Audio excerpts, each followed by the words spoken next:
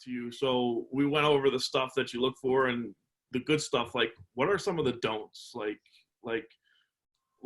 emails. You get paragraphs and paragraphs of emails, videos with music, like stuff on the field. Anything like that's a turn off.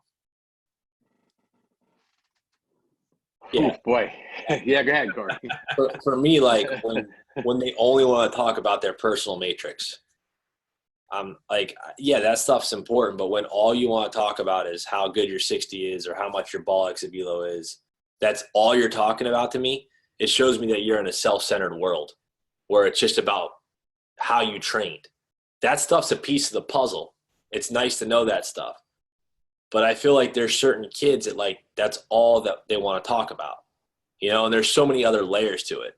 I think that's Do you guys, it's a red flag. You know what I mean?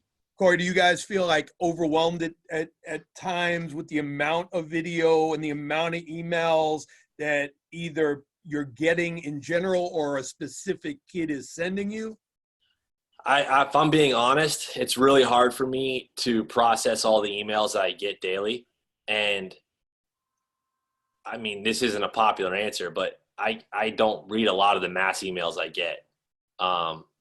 That being said, I got a personal written email from a kid from Ohio, and it was really good. Like, he was like, hey, he started off with, hey, I'm so-and-so. My father went to Maryland, and I was like, oh, all right. And then, like, he had a ton of, like, pieces in there in reading it that I could tell, like, he took time to look up information on us.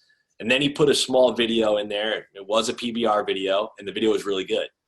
And I was like, I got to, like, figure out how to get in touch with this kid. I was blown away because you see the generic emails from different companies, and you see so many of them, you already know what they are. And your brain can already, like, kind of filter through it, That email probably impressed me more than any email I've received in the last year or two. And I'm going to probably recruit that kid now, Awesome. But to your point, we get so many, I don't want to call them spam because they're not spam, but you get so many emails and you get inundated with so many that you don't have enough time in the day to do all the things you have to if you're going to read all of those. At least for me anyway. I don't know. But emails are in a sense for the kids, it's marketing is what it is, right? And so there's got to be something that separates you. And at one point, that marketing, if you're going to put a video in there, video is what it is. But we've all gotten videos, hundreds, and a couple have stood out. We've got catcher in our program from California. We don't have a national name brand, right? We don't go out and sit in California for weeks on end and recruit those kids. He sent an email to a handful of schools from the East Coast.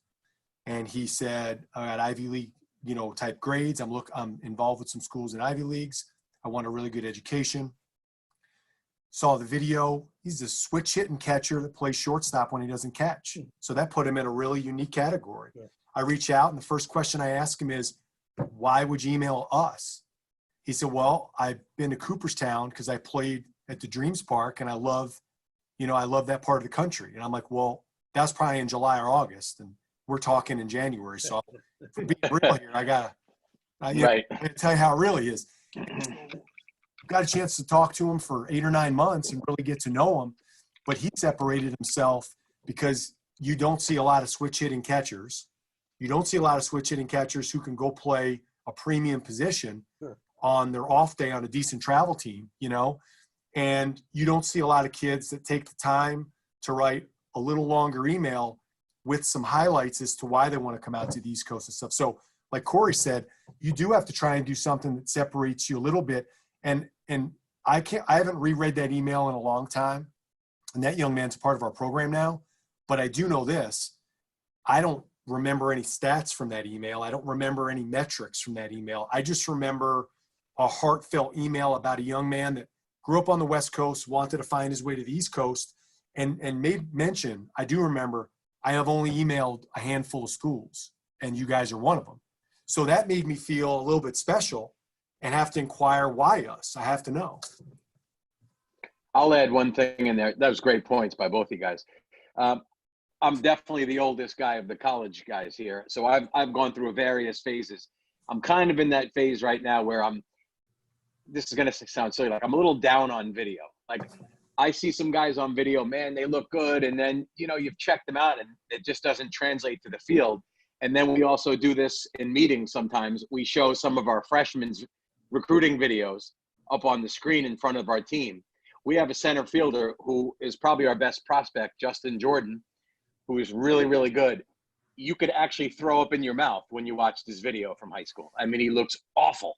He looks awful, and he can play. I think there's things in our sport you just can't see from a 5-minute video that maybe the other sports can. So it's certainly a piece of the puzzle, but I don't know. So many of them have them. The kids don't look good, and sometimes they look good. It doesn't pan out. So I wish it was so easy to go in, log in, get an email, click a video, and go, oh, wow.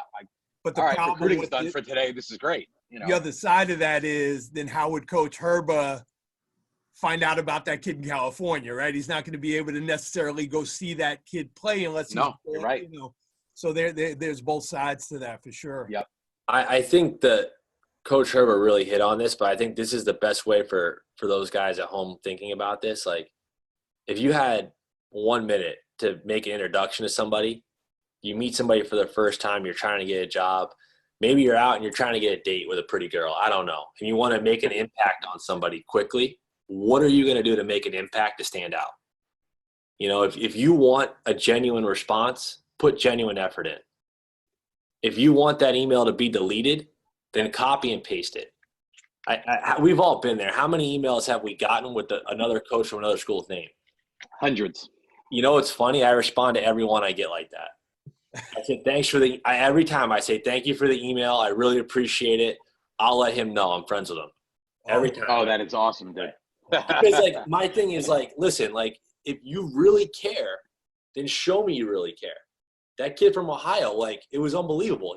There wasn't one out. That email wasn't sent out to any other school. I know it just because of all the stuff he put in there. You know what I mean? And that's how I'll remember it. And to that point, too, last thing I'll say, I had a kid at St. John's named Joe Kelly who finished third all-time in appearances. The email literally wrote, "Hi, I'm Joe Kelly from California. I've been admitted to St. John's University, and I've been admitted to 4 schools on academic scholarships.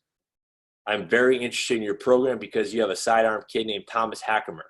I want to emulate him. I just started pitching sidearm." So I go, oh, all right, cool. He already got into school. He already got money. He wants to be like Tom. I know he didn't send that and he can't send that to all these other people. Right. I watched the video. It looked good. He came in from California, and he started all-time in appearances. I hate recruiting off email, but to Ryan's point, it happens if you put the effort in, you know? Well said. I mean, at the end of the day, kids need to really put as much effort into it with the school that they really desire to be at as it needs to be. I mean, I think on our side of it, you know, our communication's probably a little bit different with a kid we've never seen or never heard of that's interested in coming to a prospect camp than our top recruit.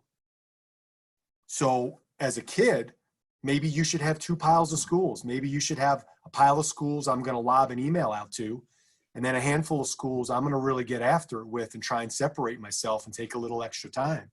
You know, we're not saying you got to reach out to 100 schools and make 100 intimate emails, but you better have a pile of them you do that with, because, you know, we've all, I'm sure I could speak for all of us because we all have a little bit of experience. We've all seen the copy and pasted emails hundreds of times, and we've all seen the emails that have wound up becoming roster spots in our program, you know, and there is something that separates those. And with that, it's self-awareness needs to happen, you know, because it's so funny to me, like when we go through this recruiting process and you got Joey that wants to play at Florida State. Like, everybody wants to play at Florida State, right? But how is it any different than when you go to your college counselor? If you're not playing a sport, right? They say, give me your reach school, give me your safety school, give me your, like, where you fit, right? Everybody has to do that that's going to go to college. They have their 3 different piles.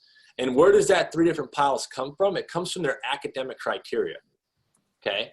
Well, it should be no different when trying to find a baseball school, okay? You should have your reach school. And now it comes into your academic criteria, you know, how you are as a player, what type of player you are, and you should have your reach, and it should be 3 or 4, you know, and then you should have the school that you probably fit into, 3 or 4, and then you should have your safety school, 3 or 4.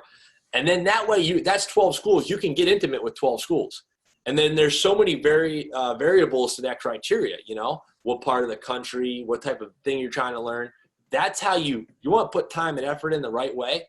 That's how you do it, and you manage your time properly where you can get results.